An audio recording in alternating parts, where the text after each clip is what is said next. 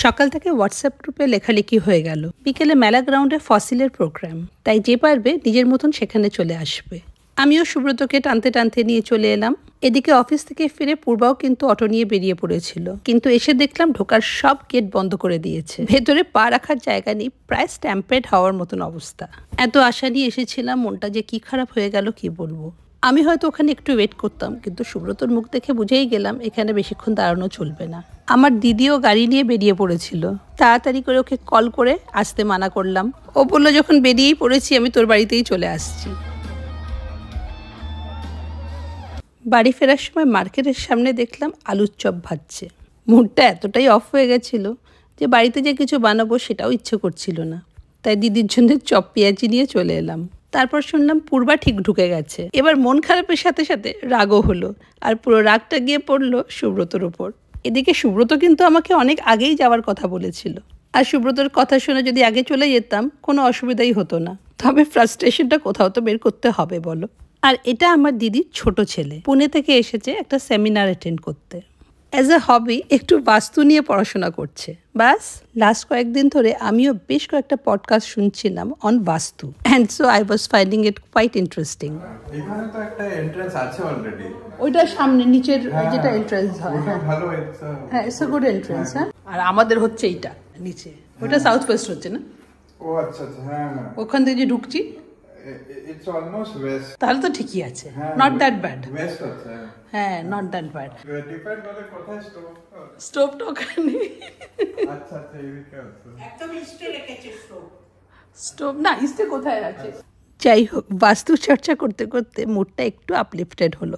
মনে হলো রান্নাঘরে এবার গিয়ে কিছু একটা বানানো যাক। দেখতেই পারছো, দিদির ছেলেকে নিয়ে ঢুকে পড়লাম কিচেনে। পেঁয়াজ, ক্যাপসিকাম, পনির সবকিছু টুথপিকের মধ্যে ঢুকিয়ে একটা ব্যাটার ফ্রাই করার চেষ্টা করলাম। খেতে খারাপ হয়নি, কিন্তু যেরকমটা ভেবেছিলাম সেরকম হলো না। আমার দিদির ছোট ছেলেটা কিন্তু এক্সেলেন্ট কুক। শুধু এক্সেলেন্ট কুকই না, ট্রেক করে, সাইক্লিং করে, he is into healthy habits.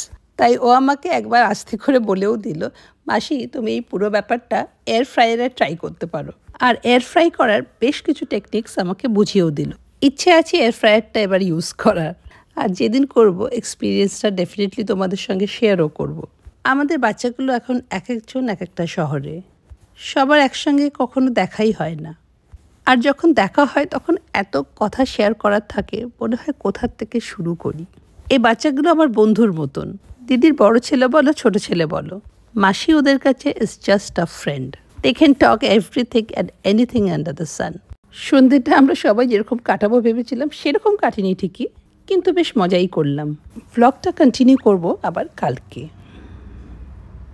টেবিলে 2 কাপ ব্ল্যাক কফি, ছড়িয়ে থাকা নিউজ পেপার আর টিভিতে বাংলা গান, অ্যান্ড অফকোর্স ডাইনিং টেবিলের ওপরে ছড়িয়ে থাকে সুব্রত রান্নার সেদিনকার বাজার।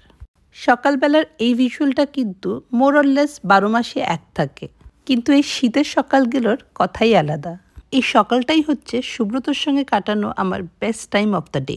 হি ইজ আ আর্লি রাইজার, তাই আমার ঘুম থেকে উঠতে উঠতে most of his morning activities are over. তাই কফির সঙ্গে আমাদের শেয়ার করার অনেক গল্প থাকে। প্রত্যেক দিন আমি কি ব্রেকফাস্ট, লাঞ্চ বা ডিনার করি সেটা জেনারেলি আমি ভিডিওতে দেখাই না। একেবারে যে দেখাই না তাও না, মাঝে মাঝে হয়তো দেখিয়েওছি, কিন্তু একটা জিনিস আমি কখনো দেখাতে পারবো না, আর সেটা হলো আমাদের ব্রেকফাস্ট।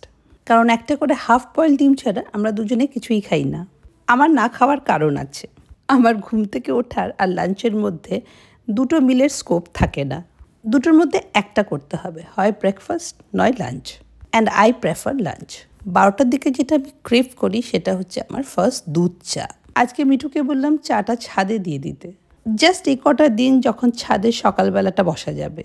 তারপর অলমোস্ট পুরো বছরটাই ছাদে একটা ডেজার্টেড লুক থাকে। শুধু গাছগুলোকে জল দিতেই ছাদে ওঠা হয়, আর কিছু অ্যাক্টিভিটিস হয় যেরকম কাপড় ধোয়া, বাসন ধোয়া, এইসব আর কি। এই কথাগুলো বলতে বলতে হঠাৎ আমার একটা কথা মনে পড়লো। এই বাড়িতেই আমাদের ছোটোবেলায় যখন গরমকালে লোডশেডিং হতো, আমরা সবাই উপরে চলে আসতাম, আর সেই জন্যেই ছাদে খাটিয়া, মাদুর এইসবের ব্যবস্থা করাই থাকতো। প্রত্যেকটা বাড়ির লোকজনই তখন ছাদে চলে আসতো। আর সেই লোডশেডিংয়ের টাইমটাই আমার মা, কাকিমারা পাশের বাড়ি কাকিমা, মাসিমাদের সঙ্গে ইন্টারঅ্যাক্ট করতো। আমরাও বই আর হারিকেন নিয়ে ছাদে আসতাম, কিন্তু কান থাকতো মা, কাকিমারা কি কথা বলছে। এখন লোডশেডিংও কম হয়ে গেছে, আর লোকজনদের ছাদে ওঠাও কম হয়ে গেছে। যাই বলো, past, present or future, my terrace will remain testimony to the beautiful memories we have made here. যাই হোক, আজকের সকালটা খুব ভালো কাটলো অ্যান্ড আই এম হোপিং যে আজকের বিকেলটাও খুব ভালো কাটবে, কারণ বন্ধুদের সঙ্গে দেখা হচ্ছে। বিকেলে মেলায় ঢুকেই দেখলাম বউ তেল কিনছে, কারণ তেল কিনলে ঝালমুড়ি ফ্রি। আর তারপর দেখা হলো আমার ইউটিউব ফ্যামিলির একজন মেম্বারের সাথে। এত ভালো লাগলো। চিনতে পেরেছে, আমি সবসময় বলি চিনতে পারলে প্লিজ আমার কাছে এসে গেছে, মানে এটা দারুণ ব্যাপার। এই দেখো, আমাদের সেলফি তোলা শুরু হয়ে গেছে। কত যে ছবি তুলি আর সেগুলো যে কোথায় যায় কে জানে। তারপর ফোনের স্টোরেজ যখন ভরে যায় তখন সব কিছু ডিলিট করে দিই। যে কোনো ফেয়ারে এই ইয়াং এন্টারপ্রেনার্সদের দেখে আমার দারুণ লাগে। So much energy. Range start হচ্ছে 15 রুপিস থেকে 3000 অবধি। সব রেঞ্জের পাই। আমার ব্র্যান্ডের নাম কিউনিকা, যেটা ইনস্টাগ্রাম, ফেসবুক সব জায়গায় পেয়ে যাবে। আর আমার নাম্বার, যদি আমাকে কন্ট্যাক্ট করতে চাও আমাকে হোয়াটসঅ্যাপে অবশ্যই পিং করো। নাম্বার হলো 7811065562। বলো তোমারটা, বলো নাম বলো। মৌমিতা কালেকশন। আমি ভাগ্যশ্রী দে, আমার বুটিক মৌমিতা কালেকশন। অ্যান্ড আমরা আমাদের সবটাই হচ্ছে পিওর হ্যান্ডলুম শাড়িজের ওপর বেস করা, সবটাই একদম হ্যান্ড ওভেন পিসেস, একদম সাস্টেইনেবল। চ্যানেল নেম নাকি তোমাদের কি কি নাম? আমি তো এসব কিছু বুঝি না। Moumita collection brand name, stall number 70। চলে এসো, জাস্ট হ্যাভ আ লুক। আমরা চলে এসো, ওকে আমি অনেকদিন ধরে চিনি, তাই আমি ওকে রাস্তায় ধরলাম।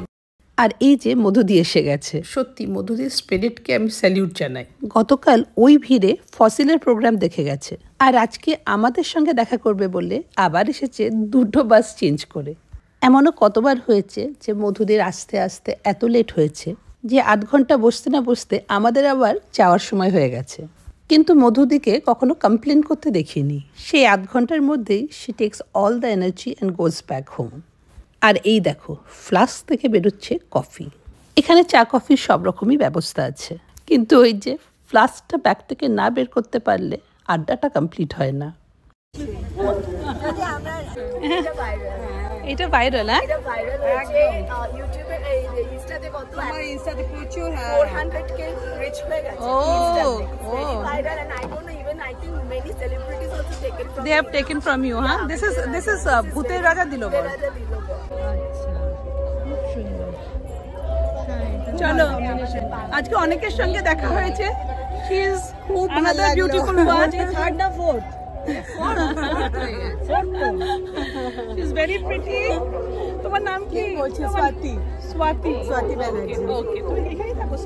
সল্ট থেকে না, আমি Rajarhat. Okay okay, so nice to meet you, so nice to meet you. নিয়ে যাচ্ছে। আপনি এটা বললেন, এটা তুমি প্রাইসটা বলো, এক্সিবিশনের প্রাইসটা বলো। এমনিতে এটা এমনিতে 4350, অনলাইনে 4350, 5% অফ হবে। It's a beautiful sari. এই ইন্ডিগো শাড়িটা আমাদের সবারই খুব পছন্দ হয়েছিল, আর ফাইনালি আমরা বুকে কনভিন্স করলাম এটা কেনার জন্য। কত করে? এখানকার দুলগুলো আপনার স্টার্টিং প্রাইস 250, এখানে দুলগুলো আপনার 180 200 এর মধ্যে। 100, ওটা 100 তুলবো। পূর্বা কোন অ্যাঙ্কলেটটা নিলি তুই? এই যে এটা নিয়েছি আমি, না লাস্ট সবার থেকে একটু রিভিউ নেব। এই অকারণে হাসি, some lame moments add so much value to life. একটা গান মনে পড়ছে, ইতনি সি হাসি ইতনি সি খুশি ইতনা সা টুকরা চাঁদ কা। আর এই হাসির সাথে আজকের ব্লগটাও শেষ করি। কেমন লাগলো জানিও। ভালো লাগলে লাইক করো, কমেন্ট করো, শেয়ার করো, চ্যানেলটাকে সাবস্ক্রাইব করো। তোমাদের সঙ্গে দেখা হবে আবার একটা নতুন ব্লগে। Till then, bye bye and take care.